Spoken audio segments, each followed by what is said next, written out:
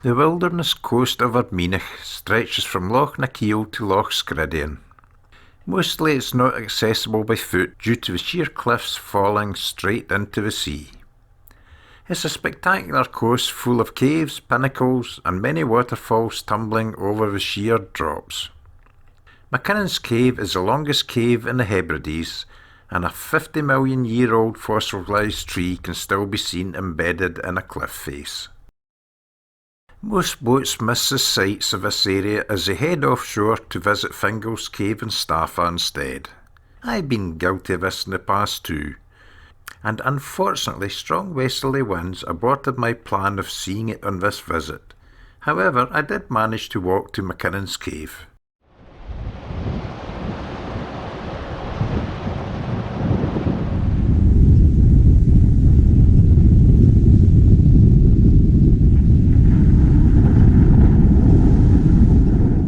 I parked the car at Ardmeanach farm and followed the farm track towards the coast.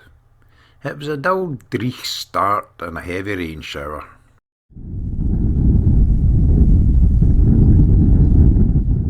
A field full of fearsome-looking bovine beasts convinced me it would be safer to detour through the farm and along the hills above the coos.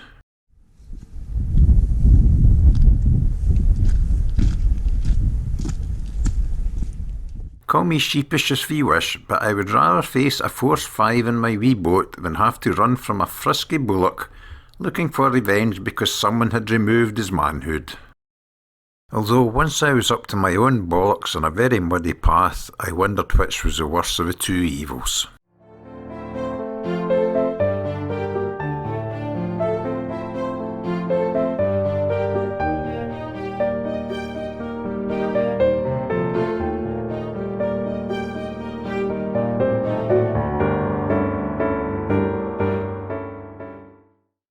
After an hour of slipping and sliding in mud and cow slime, I started to descend the steep grass ramp that gives access to the shore.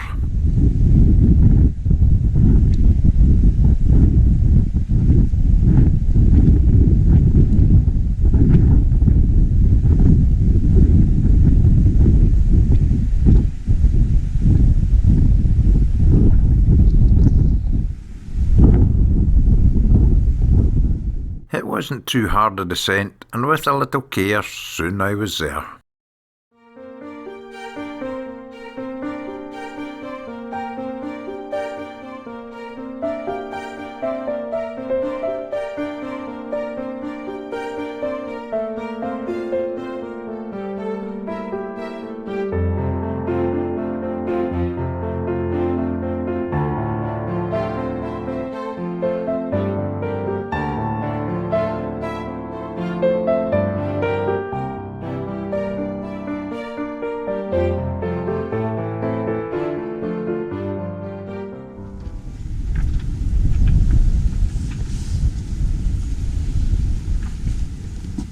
Now I had to negotiate the rocky section when trying to access the Wilderness Coast by foot, and I soon discovered that the Vibram soles of my walking boots were slipping and sliding more on the wet rocks strewn with seaweed than they were on the wet grass strewn with cowpats.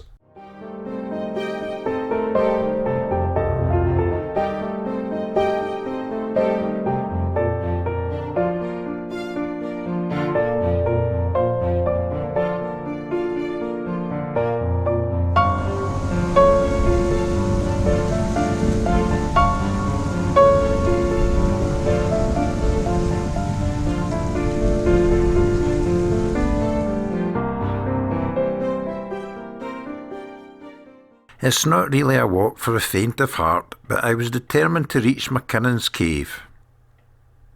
A lovely tumbling waterfall indicated the cave was just round the next short rocky section.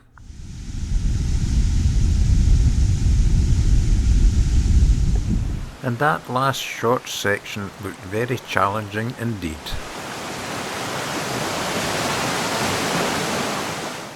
However, as a man of the sea, I knew the tide was still falling, so decided to wait.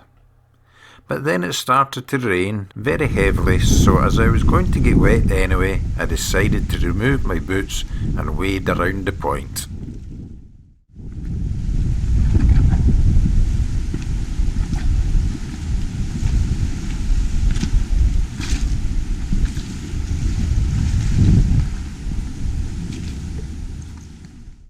And there it was, MacKinnon's cave in its splendid isolation. I put my boots back on and cautiously approached its dark entrance. I had heard the story of the Highland piper and his dog, who many years ago went into the cave. Only the dog returned, and it had no fur.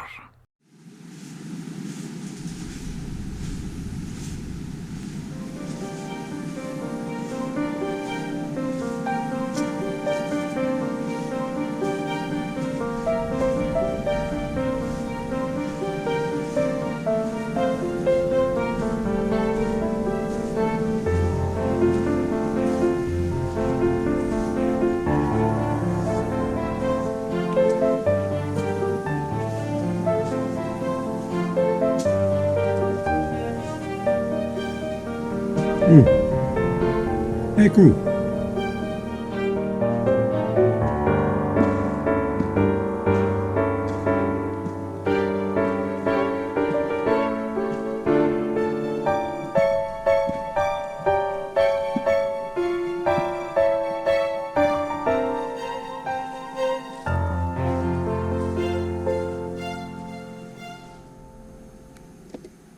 Although I found the remains of some ancient caveman's kitchen, there was no sign of dog fur, and I'm delighted to say I didn't hear the skirl of bagpipes. I fumbled my way to the very back of the cave, which is 500 feet long.